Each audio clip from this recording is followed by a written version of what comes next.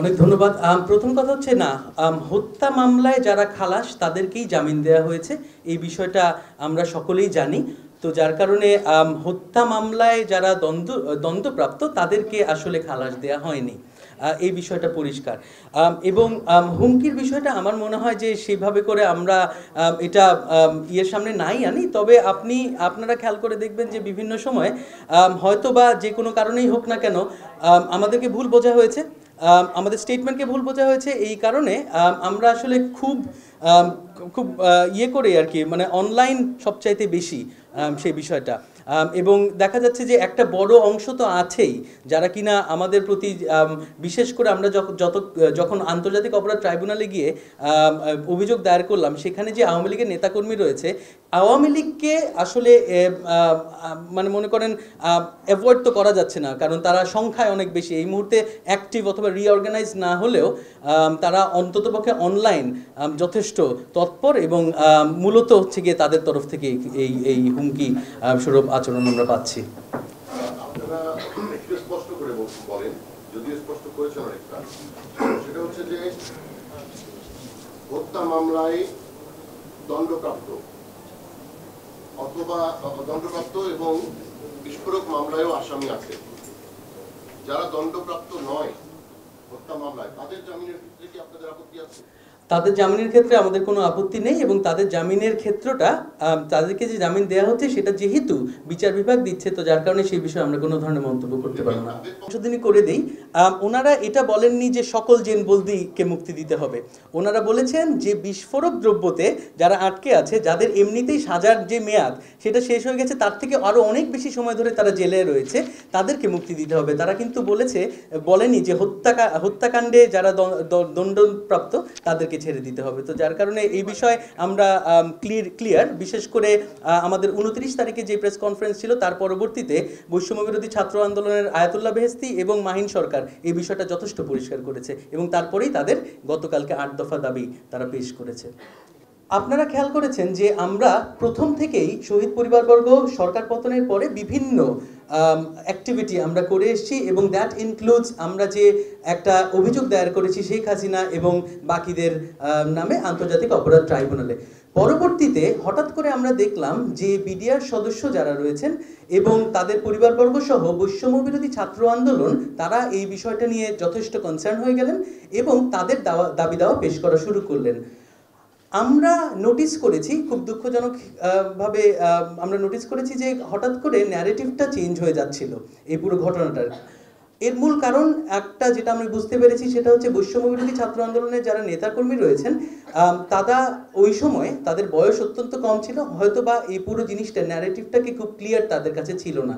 পরবর্তীতে 29শে জানুয়ারি আমরা শহীদ পরিবারবর্গ এই ন্যারেটিভটা ঠিক করবার জন্য একটা প্রেস কনফারেন্স করি, এবং সেই প্রেস কনফারেন্সের পরে এটা তাদেরকে ক্রেডিট দিতেই হয় যে আমাদের সন্তান যারা, আমাদের ভাই যারা বৈষম্য বিরোধী ছাত্র আন্দোলন এবং ছাত্ররা আমাদের ন্যারেটিভটা বুঝতে পেরেছে, এবং তারা এটা নিয়ে পরবর্তীতে আরও হয়তো বা পড়াশোনা করেছে, ঘাটাঘাটি করেছে, এবং পরবর্তীতে আমাদের 29 তারিখ প্রেস কনফারেন্সের পরে তারা আবারও 6 দফা দাবি দিয়েছে, এবং সেই 6 দফা দাবি আমাদের শহীদ পরিবারের সেন্টিমেন্ট এবং শহীদ পরিবারের যে ইমোশনস রয়েছে সেই জিনিসটা কনসিডার করে তারা সেই 6 দফা দাবি দিয়েছে।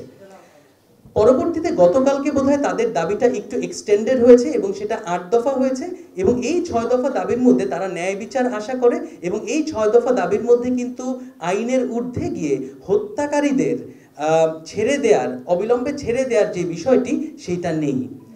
আমরা শহীদ পরিবারবর্গে আমি যদি আপনাদেরকে পুরো ট্রায়াল প্রসেসটা একটু ক্লিয়ার করি, 3 ধরনের ট্রায়াল হয়েছে এই ঘটনার পরপর।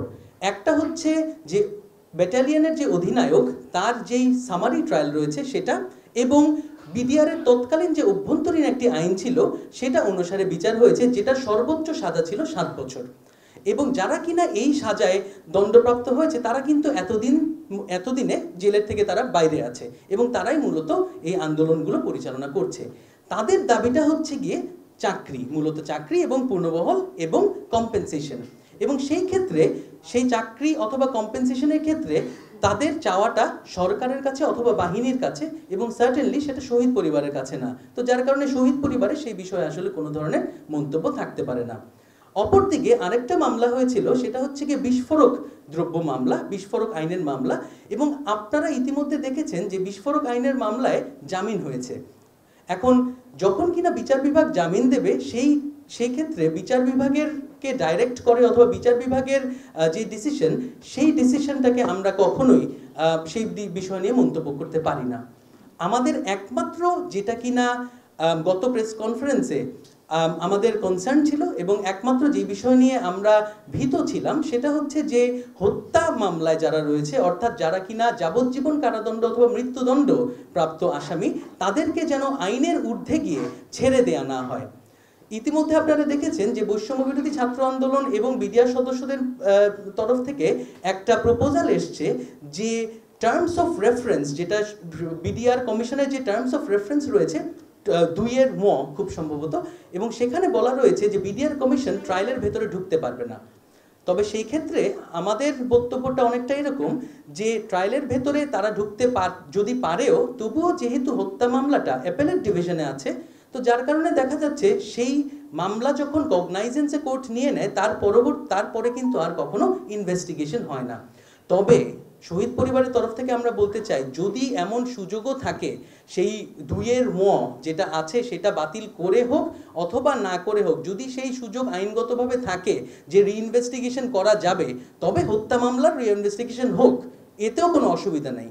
তবে ইনভেস্টিগেশন অর্থাৎ রিইনভেস্টিগেশন হওয়ার সময় যেন অন্ততপক্ষে এই হত্যা মামলা যে সমস্ত আসামি রয়েছে তাদেরকে বের করে দেয়া না হয়। আমি আশা করি আপনার প্রশ্ন আমি সবগুলো জবাব দিতে পেরেছি। ধন্যবাদ।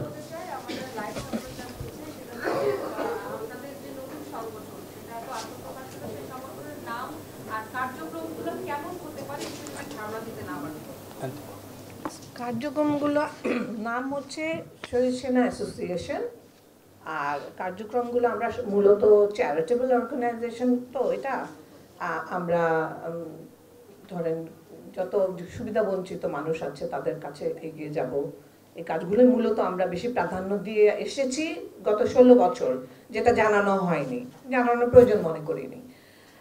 আজকে বলার দরকার হয়েছে যেহেতু অ্যাসোসিয়েশনটা আমরা গঠন করেছি সেই জন্য। তো আমরা এই কাজগুলো এগিয়ে যাব, এবং যেটা আমি বলেছি অলরেডি যে আমাদের সব শহীদ ভাইদের তাদের ভালো কাজগুলোকে তুলে ধরবো অ্যাসোসিয়েশনের মাধ্যমে। আপনারা ওয়েবসাইটে গেলে সবগুলো আপডেট পাবেন সবসময়, এবং ওয়েবসাইটে গিয়ে আপনারা যদি কোনো প্রশ্নও করেন সেটারও উত্তর পাবেন। ওয়েবসাইটে যারা করছেন, পরিচালনা করছেন, তাদের প্রতিনিধি, অবশ্যই আপনারা সব রকমের উত্তর পাবেন। তো আমাদের কার্যক্রমটা খুব সিম্পল, আমরা কোনো পলিটিক্স করব না, এখানে পলিটিক্যাল কোনো রকম কাজ হবে না। আমরা আমাদের শহীদই, আমাদের হাজবেন্ডদের আত্মার শান্তির জন্য, কিংবা ওনাদের যে মেইনলি আমরা ফোকাস করব ওনাদের যে সব মোটিভ ছিল করার রিটায়ারমেন্টের পরে কিংবা জীবিত অবস্থায় যারা যা যা করতেন, সেটাকে কন্টিনিউ করে আসছি এখন পর্যন্ত, আমরা করছি। তো সেটাকে এখন অ্যাসোসিয়েশনের মাধ্যমে নিয়ে এসেছি, আমরা সেগুলোকেই বলবৎ রাখবো।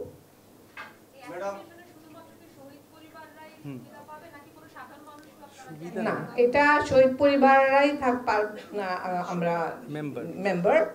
আর এখানে আমরা পরবর্তীতে আমাদের অনেক বড় একটি ইচ্ছা আছে যে আমাদের এটাকে এক্সপান্ড করব আমরা অন্যান্য শহীদদেরকে নিয়েও, যারা শহীদ হবে। এটা যেহেতু নামটাই হচ্ছে শহীদ পরিবার অ্যাসোসিয়েশন, তো সেখানে আমরা অন্যান্য শহীদদেরকেও ইনক্লুড করব, কিন্তু পরবর্তীতে। এটা অনেক মাত্র শুরু করেছি আমরা, মাত্র অ্যানাউন্স করলাম, আমাদের কাজ হবে, মানুষ দেখবে, ইমপ্রেস হবে, আগ্রহ বাড়বে, তারপরে ওনারা আসবেন। কিন্তু এটা আমরা সীমাবদ্ধ রাখবো আমাদের সেনাদের মাঝেই। এখানে সৈনিকরাও হতে পারে, আমাদের আর্মি সৈনিকরাও হতে পারবে, এবং আমাদের অফিসাররা। এনার একটা প্রশ্ন। ম্যাডাম, আপনি বলেছেন